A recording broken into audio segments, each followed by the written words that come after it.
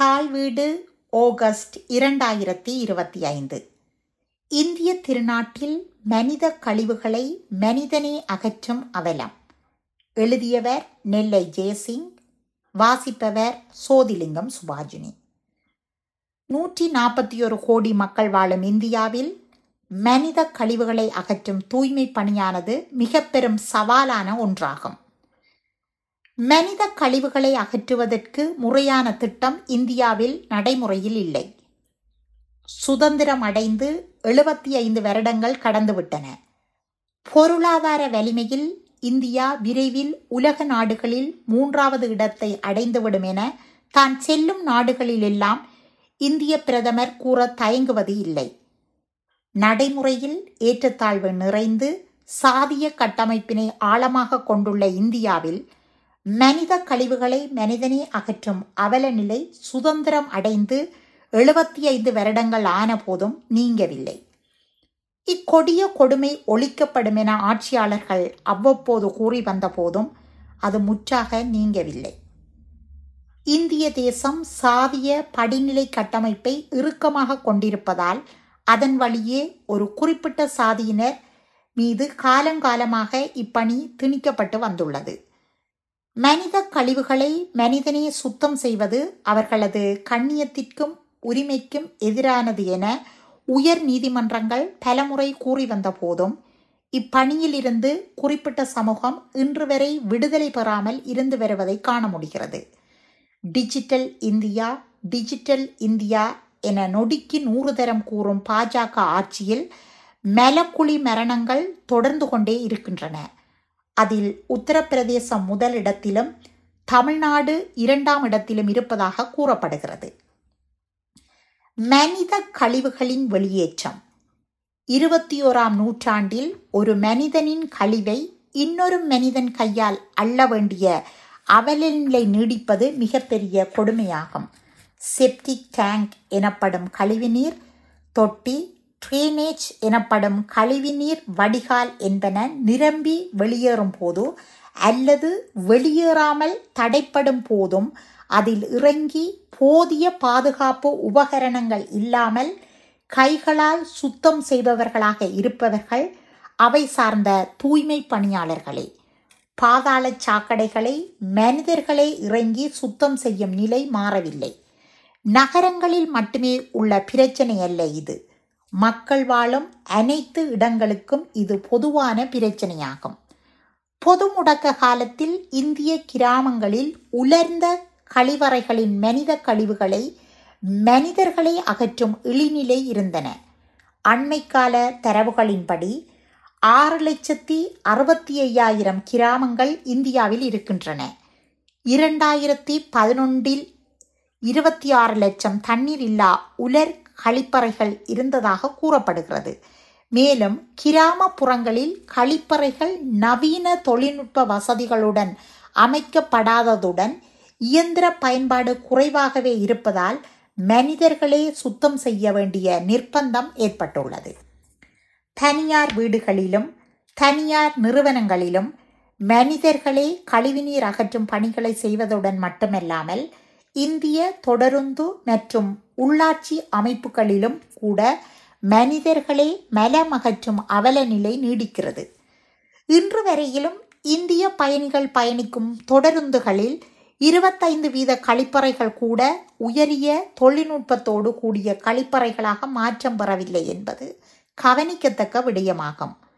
இதனால் இந்திய தொடருந்து துறையில் அதிக அளவில் மலம் அள்ளும் தொழிலாளர்கள் இருப்பதாக கூறப்படுகிறது. தினமும் 14,000க்கும் மேற்பட்ட தொடருந்துகள் இயக்கப்படுகின்றன. லட்சக்கணக்கான கிலோமீட்டருக்கு விரிந்து செல்லும் தொடருந்து பாதைகளில் மனித கழிவுகளை அள்ளும் பணி இதுவரை முழுமையாக ஒழிக்கப்படவில்லை என்பது குறிப்பிடத்தக்கது. இந்தியா சுதந்திரம் பெறுவதற்கு முன்னரும் பின்னரும் இலட்சக்கணக்கான தூய்மை பணியாளர்கள் கழிவுநீர் அகற்றும் பணிகளில் ஈடுபடுத்தப்பட்டனர். 1931ஆம் ஆண்டு மக்கள் தொகை கணக்கெடுப்பின்படி 20 லட்சம் பேர் இத்தொழிலில் ஈடுபடுத்தப்பட்டதாக கூறப்படுகிறது. 1961 இது 8.2 லட்சமாகவும் 1981 6.18 லட்சமாகவும் 1989 4 லட்சமாகவும் 2011 80,000ஆகவும் படிப்படியாக குறைந்து வந்ததாகவும் கூறப்படுகிறது. 2018 ஆண்டு தேசிய தூய்மை பணியாளர்கள் நிதி மேம்பாட்டுக் கழகத்தின் கணக்கெடுப்பின்படி மனித கழிவுகளை அகற்றும் துப்புரவு பணியாளர்களின் எண்ணிக்கை 87,913 என கூறப்படுகிறது. அண்மைக்கால புள்ளி விவரம் ஒன்றின்படி 2019 ஆண்டு 53,130 மலக்குழி பணியாளர்கள் இருப்பதாக அறியப்படுகிறது. இவ்விடயத்தில் அரசிடம் வெளிப்படைத்தன்மை இல்லாததால் வெளியிடப்படும் தரவுகளில் மாறுபாடுகள் காணப்படுகின்றன. இப்பணியில் ஈடுபடுபவர்களில் அதிக அளவினர் உத்தரப்பிரதேசத்தில் இருப்பதாகவும் கூறப்படுகிறது. அங்கு மட்டும் 5,125 பேர் கைகளால் கழிவுகளை அகற்றும் பணியில் உள்ளனர். மகாராஷ்டிரா மாநிலத்தில் 5,269 பேர் இப்பணியில் ஈடுபட்டு வருகின்றனர். மனித கழிவுகளை மனிதனே கைகளால் அள்ளுவதை தடுக்கும் வகையில் பல்வேறு சட்டங்கள் கொண்டுவரப்பட்டுள்ளன. முதற்கட்டமாக தேசிய துப்புரவு பணியாளர் ஆணையம் ஒன்று 1994 உருவாக்கப்பட்டது. அதன் பின்பும் கைகளால் மலம் அள்ளுவது தொடர்ந்தும் இருந்து வந்தது. மேலும் இதனை மீறுவோருக்கு சிறை தண்டனையும் பணியாளர்களுக்கு மறுவாழ்வு சட்டமும் 2013 டிசம்பர் 6 அன்று கொண்டு வந்த மத்திய அரசு இதனை மிக கடுமையாக அமுல்படுத்த போவதாகவும் கூறியது. ஆனால் நடைமுறையில் கடுமையாக அமுல்படுத்தப்படுவதில்லை. இச்சட்டத்தின் பின்னர் மனித கழிவுகளை மனிதனே கைகளால் அள்ளுவது நாட்டில் நடைபெற்றதாக தகவல் இல்லை என இணையமைச்சர் ராம்தாஸ் அத்வாலே அறிக்கை ஒன்றில் குறிப்பிட்டுள்ளார். ஆனால் இன்று வரையும் அக்கொடுமை நடைபெற்று வருவதை கண்கூடாக காணலாம். மலக்குழி மற்றும் கழிவுநீர் தொட்டி, கழிவுநீர் கால்வாய் என்பவற்றிலிருந்து வெளியேறும் விஷவாயு காரணமாக பல அப்பாவி தொழிலாளர்கள் மரணமாவதும் இந்தியாவில் தொடர்ந்து நடைபெற்று வருகிறது. துப்புரவு பணி தேசிய ஆணை அறிக்கையின்படி 2013 தொடங்கி 2017 வரையிலும் 608 பேர் மலக்குழி விஷவாயு தாக்குதலில் மரணமடைந்துள்ளனர். 2017 முதல் ஆகஸ்ட் வரையில் 123 பேர் மரணித்துள்ளனர். இதே காலகட்டத்தில் டெல்லியில் மட்டும் 429 பேர் இறந்ததாக சபாய் கரம்சாரி அந்தோலன் அறிக்கை கூறுகிறது. தமிழ்நாடும் இதற்கு விதிவிலக்கல்ல. இங்கு கடந்த 30 வருட காலத்தில் 250 பேர் இறந்துள்ளதாக அறியப்படுகிறது. கடந்த 2022 வருடத்தின் 8 மாத காலத்தில் 16 பேர் வரை மலக்குழி விஷவாயு தாக்கி மரணித்துள்ளனர். மத்திய மாநில அரசுகளின் நற்பெயருக்கு களங்கம் ஏற்படும் என்ற காரணத்தால் மலக்குழி விஷவாயு தாக்கி உயிரிழப்போர் பற்றிய தகவல்கள் வெளி உலகிற்கு அறிவிக்கப்படுவதில்லை. இறப்போர் மிகவும் அப்பாவிகளாக, படிப்பறிவு இல்லாதவர்களாக, விளிம்பு நிலையில் வாழ்வதால் மறைமுகமான இழப்பீட்டுடன் மரணமடைவோர் தகவல் மூடி மறைக்கப்படும் நிகழ்வுகளும் நடந்தே வருகின்றன. நடைமுறையில் உள்ள சட்டத்திட்டங்களை பயன்படுத்தி இந்த இழிநிலையை தடுக்க அரசும் அரச அதிகாரிகளும் முன்வந்தால் மட்டுமே இதனை முற்றாக தடுக்க முடியும். சட்ட ரீதியான தடை சட்டங்கள் இருந்தபோதும் அவை நேர்மையான வகையில் அமுல்படுத்தப்படுவதில்லை. கடந்த மாதம் சென்னை உயர்நீதிமன்றம் கழிவுநீர் தொட்டிகளையும் பாதாள சாக்கடைகளையும் சுத்தம் செய்ய மனிதர்கள் பணியமர்த்தப்படுவதை முற்றிலுமாக தடை செய்து உத்தரவிட்டது. ஆனால் அதனால் எந்த பயனும் கிடைக்கவில்லை. மலக்குழி மரண செய்திகள் வந்த வண்ணமே உள்ளன. நாமும் அவ்வப்போது கனத்த இதயத்தோடு கடந்து செல்கிறோம். விண்வெளிக்கு நவீன கருவிகளுடன் மனிதனை அனுப்பும் நவீன இந்தியா அடித்தட்டு என அடையாளப்படுத்தும் மனிதர்களை வெறுங்கையுடன் நிலத்துக்கு அடியில் மலக்குழிக்குள் இறங்கச் செய்கிறது. நவீன தொழில்நுட்பத்தை பயன்படுத்த தானியங்கி உபகரணங்களை உபயோகிக்க அறிவுரை கூறும் அரசாங்கம் அதனை சரிவர அமுல்படுத்துவதில்லை. சட்டத்தை மீறி பணியில் அமர்த்தும் அதிகாரிகள் மீது எந்த நடவடிக்கையும் எடுக்கப்படுவதில்லை. தூய்மை இந்தியா என்ற இயக்கம் சில வருடங்களுக்கு முன்பு பிரதமரால் ஆரம்பித்து வைக்கப்பட்டது. அது வெறும் சுலோகமாக மாறியது மட்டுமல்லாமல் தூய்மை பணியாளர்கள் பணி மேம்படவும் இல்லை. கொடுமையான இப்படுகொலியில் இருந்து இவர்கள் மீட்கப்படாமல் இருப்பதற்கு அடிப்படை காரணமாக இருப்பது இந்திய சாதிய கட்டமைப்பு என்பது அனைவரும் அறிந்த விடயமாகும். சாதிய கட்டமைப்பு கையால் மெலம் அள்ளும் பணி என்பது பல பணிகளில் இதுவும் ஒன்று என கடந்து போய்விட முடியாது. அனைத்து சமூகங்களும் போட்டி போட்டுக்கொண்டு இப்பணிக்கு வருவதில்லை. இத்தொழிலில் நீண்டகால சமூக அநீதியின் விளைவாக ஒதுக்கீடு செய்யப்பட்டு வேரூன்றியுள்ளது. ஆழமான சமூக மற்றும் பொருளாதார காரணிகள் இதற்கு அடிப்படையாக அமைந்துள்ளன. வெளிப்படையாக கூறுவதாயின் இது சாதி அடிப்படையிலான தொழில் பாகுபாடாகும். பல நூறு ஆண்டுகளாக அடிமைப்படுத்தப்பட்டு ஒதுக்கி வைக்கப்பட்ட குறிப்பிட்ட சமூகத்தவர்கள் இத்தொழிலை செய்திட தள்ளப்பட்டனர். வறுமை, வருமானத்துக்கு வழி தெரியாமை, போதிய கல்வி அறிவு இன்மை என பல்வேறு சமூக காரணிகளால் இவ்வகைப்படுத்தப்பட்ட தாழ் தொழில் இவர்களை நோக்கி திரும்பியுள்ளது. நீண்டகால சாதிய கட்டமைப்பு காரணமாக சமூக பொருளாதார சிக்கல்களை எதிர்கொள்ள முடியாமல் இவர்கள் திணறி வருகின்றனர். சாதிய கட்டமைப்பு காரணமாக ஏழ்மையான நிலையில் வாழும் குறிப்பிட்ட சமூகத்தவர்கள் மட்டுமே இத்தொழிலில் ஈடுபடுகின்றனர். உயர் சாதியினர் என அழைக்கப்படுவோர் மட்டுமல்லாமல் இடைச்சாதியினர் கூட இத்தொழிலை செய்திட முன்வருவதில்லை. இத்தொழிலை செய்து வருகின்றவர்களில் 95% அதிகமானோர் சாதிய கட்டமைப்பின் அடித்தளத்தில் இருக்கின்ற விளிம்பு நிலை சமூகம் சார்ந்த தலித் மக்களாவர். அடிப்படை உரிமை மீறல், சமத்துவம் இல்லாத நிலை, கொடுந்தீண்டாமை, தனிப்பட்ட சுதந்திரமின்மை, சுரண்டல், சக மனிதராக பார்க்கப்படாத மனநிலை, ஒதுக்குப்புறமான அடிப்படை வசதிகள் இல்லாத குடியிருப்பு என எண்ணற்ற மனிதாபிமானமற்ற தன்மைகள் இருந்த போதிலும் இத்தொழிலை தொடர வேண்டிய கட்டாயத்தில் இம்மக்கள் வாழ்ந்து வருகின்றனர். விரும்பி அவர்கள் இப்பணிக்கு வருவதில்லை. சமூக நிர்பந்தம், அதிகார நிர்பந்தம் மட்டுமல்லாமல் அவர்களுக்கு வேறு விரும்பிய தொழில் கிடைப்பதில்லை என்ற அவல நிலையும் நாட்டில் நிலவுகிறது. விரல் விட்டு எண்ணக்கூடிய புதிய சந்ததியினர் இட ஒதுக்கீடு காரணமாக இதிலிருந்து விடுபட்டாலும் பெரும்பாலான வட இந்திய மாநிலங்களில் இவர்கள் இச்சூழ்நிலையிலேயே சுழன்று கொண்டு இருக்கின்றனர். கோவிட் பெருந்தொற்று காலத்தில் மட்டும் ஆட்சியாளர்கள் இவர்களின் பாதம் தொட்டு வணங்கினார்கள், பரிசுகளை அள்ளி கொட்டினார்கள். அது ஒரு நாள் காட்சி படமாக விளம்பரமாகவே மட்டுமே இருந்தது. இன்று வரை அவர்களின் இருண்ட வாழ்க்கையில் மாற்றம் நிகழ்ந்து விடவில்லை. நாட்டின் பல பகுதிகளில் கையால் மெலம் அள்ளும் தொழில் இன்றும் நடைமுறையில் இருப்பதாக கூறப்படுகிறது. இந்திய அரசாங்கம் பல்வேறு சட்டத்திட்டங்களையும் நடவடிக்கைகளையும் அறிமுகப்படுத்தியது. ஆனால் அவை உறுதியாக அமுல்படுத்தப்படவில்லை. தீர்வுகள். இவர்களுக்கான இத்தொழிலுக்கான தீர்வு சுலபமானதல்ல. சாதிய கட்டமைப்பின் ஆதிக்கம் இந்திய மண்ணில் இருக்கும் வரை அவர்களால் அப்படுகொலியில் இருந்து விடுபட முடியாது. அதிகார வர்க்கம் அவர்களுக்கு விடுதலை அளிக்காது.